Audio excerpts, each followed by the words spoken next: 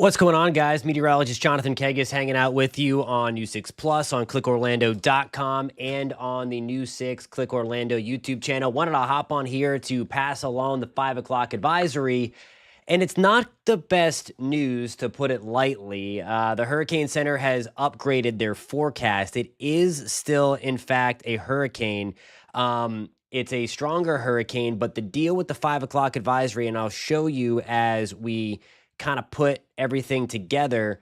And let me get back to my other weather computer and take this out. The Hurricane Center has unfortunately increased the intensity on approach to the Gulf Coast of Florida, to the Panhandle Big Bend area. The cone continues to shrink as expected because the forecast certainty gets a little better, of course, as we get closer to the event, but now expected to be a major Category 4 storm as it's heading toward the Big Bend of Florida, the eastern Panhandle. So we're keeping obviously a very close eye on this. This is going to be devastating for our friends along the Big Bend into the Panhandle. Potentially right smack dab in the middle there is Tallahassee and then into southern Georgia.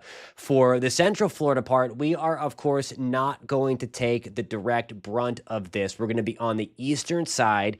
This is going to be a very, very large hurricane. I'll show you the satellite in just one second.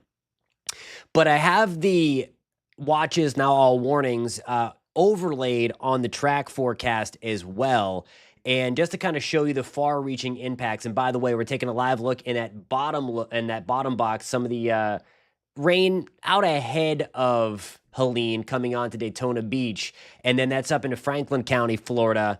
Right off the bay there in that middle. That brought to you by the WeatherStem network of cameras. There are several up there that we are going to bring you through the day tomorrow as we watch Helene, unfortunately, make a potentially catastrophic landfall in the Big Bend region. Again, that's something we've been talking about, that higher end potential, not only with the wind speed, but because of the intensity of that storm. So again, that's the latest update. All of Central Florida has been under tropical storm warnings, as we moved until this morning. All right, so here's the latest on the storm itself. The pressure has come down a little bit. It's not rapidly intensifying yet. What we have going on here is a little bit of drier air trying to get into the core, and you can kind of see that there where the colors on the map go from that bright white. Those are some storms trying to wrap around the southern side of that storm. Right smack dab in the middle there is a little bit of drier air. The storm is in the process of mixing that out. There's a lot of moist air ahead of it. It's not going to be long before it builds its core and then can take full advantage of the warmer water temperatures that are right in front of it.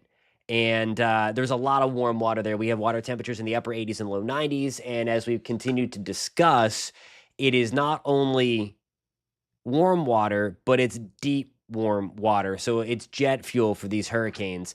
The wind speeds have now gone up to 85 miles an hour. So just something to keep in mind, too, that even while it's doing some battling with some drier air and some environmental things, it's going to be moving into a much more favorable environment over the next 6 to 12 hours. And we expect it tonight and overnight to be the period where it is likely going to start to rapidly intensify. If you have any questions, post those in the comments. Meteorologist Julie Broughton and Samara Kokinos are on News 6. So if you're watching us from the greater Central Florida area, please tune in to Channel 6.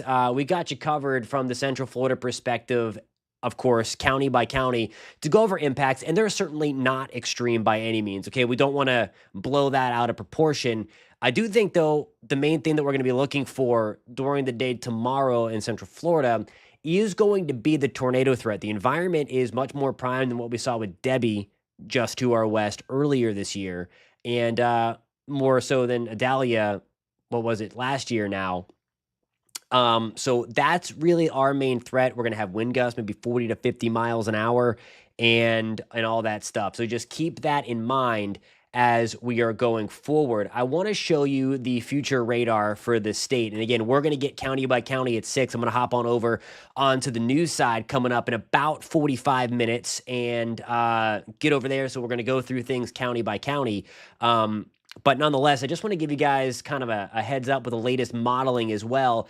And not much has changed with this system. I mean, it's a good thing and a bad thing. We obviously don't want it to hit land, but once it gets within that general area in the Gulf and in the South, in the Western Caribbean, it unfortunately has nowhere to go but land. That's 9 o'clock on Thursday. There you go. We have the eye wall coming ashore. So landfall sometime later in the afternoon, early evening tomorrow. It's been kind of honing in on that 7 to 8 to 9 o'clock. So sun goes down, storm makes landfall. From a Central Florida perspective, we're going to be watching all those little kidney bean shaped guys there. Those are likely supercell thunderstorms and will have the potential to produce some of those tropical tornadoes, those short-lived but damaging tornadoes that we're going to have to be on guard for going forward as we move into the next couple of days. Flooding is going to be a concern because the ground has been so saturated.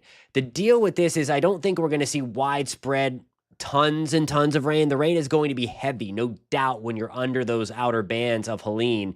But on a widespread scale, east of I-75, we're talking about 1 to 3 inches of rain, and then 2 to 4 inches of rain, maybe a little bit more I-75 in west, certainly closer to where the storm itself is going to come ashore. So those are the main things that we're watching. Localized flood threat, of course, the ground has been saturated. We're going to be watching for tropical storm force wind gusts afternoon into the evening tomorrow. Certainly can take out power. Tropical storm force winds can take out power. So that's what we will be watching for.